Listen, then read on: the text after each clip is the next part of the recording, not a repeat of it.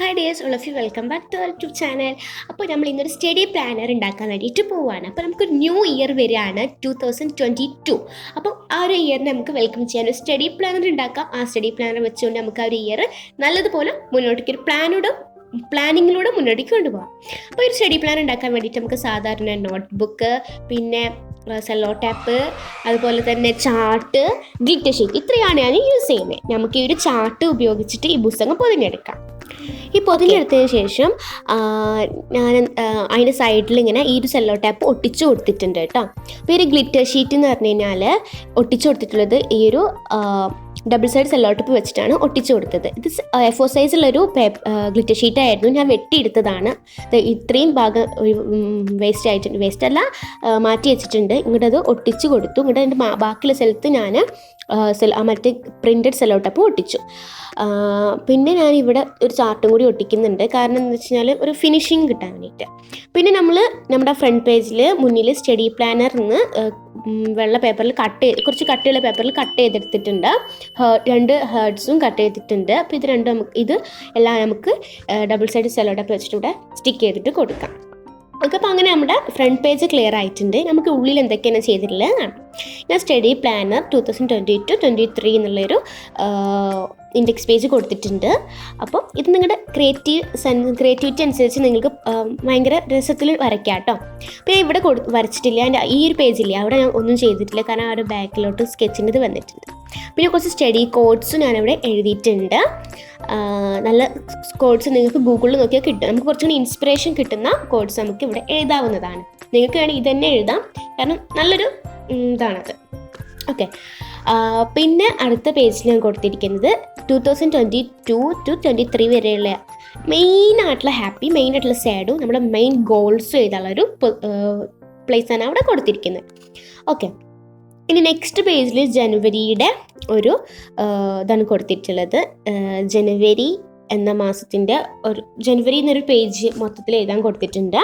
അതുപോലെ തന്നെ the beginning is the most important part of the work, അങ്ങനത്തെ ഒരു കോട്ടും അവിടെ എഴുതി കൊടുത്തിട്ടുണ്ട്. ഇന്ന് നെക്സ്റ്റ് പേജിൽ ഞാൻ കൊടുത്തിട്ടുള്ളത് ഒരു കലണ്ടറാണ്. ഈ ഒരു കലണ്ടർ എന്തിനാന്ന് വെച്ച് കഴിഞ്ഞാൽ ജനുവരിയുടെ കലണ്ടറാണ് കൊടുത്തിട്ടുള്ളത്.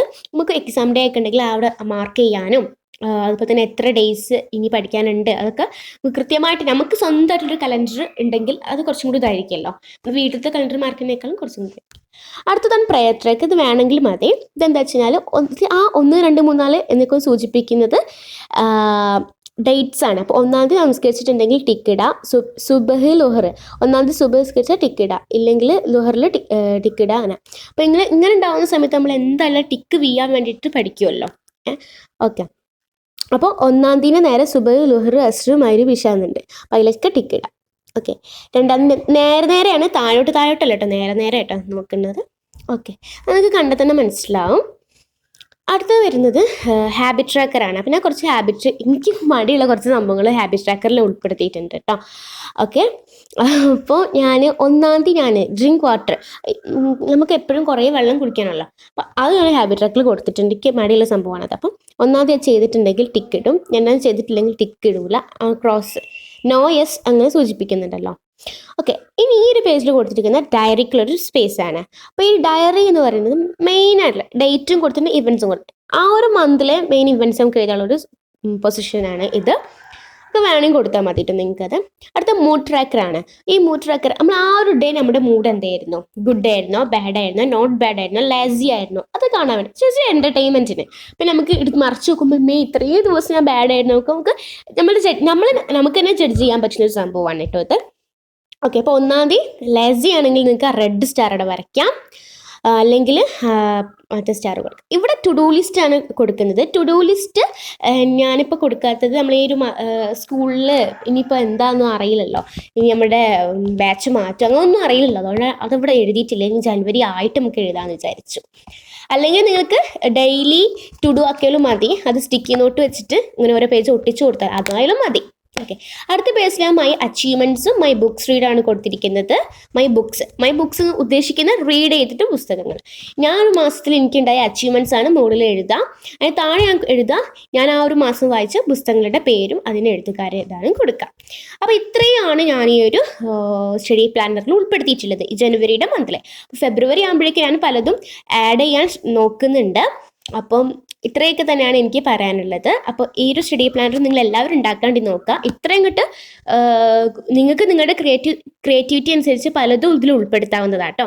അപ്പോൾ ഞാനിവിടെ ഒരു കളർ കോമ്പിനേഷൻ യൂസ് ചെയ്തിട്ടുണ്ട്. ബ്ലൂ ആൻഡ് വൈറ്റ് ആണ് ഇവിടെ യൂസ് ചെയ്തിട്ടുള്ള കളർ കോമ്പിനേഷൻ. ഓക്കെ, അപ്പോൾ എല്ലാവരും ഇതുപോലത്തെ സ്റ്റഡി പ്ലാൻ ഉണ്ടാക്കാണ്ടി നോക്കാം. ഈ ഒരു ഇയർ നല്ലതുപോലെ സക്സസ്, നിങ്ങളുടെ ഡ്രീം എന്താണ് അതിലോട്ട് എത്താനുള്ള എല്ലാ മുന്നൊരുക്കങ്ങളും ഈ ഒരു ഇയറിൽ ചെയ്യുക. ഇനി അടുത്ത ഇയറിലേക്ക് കാത്തിരിക്കേണ്ട, നല്ലതുപോലെ ഈ വർഷം മുന്നോട്ട് കൊണ്ടുപോവുക.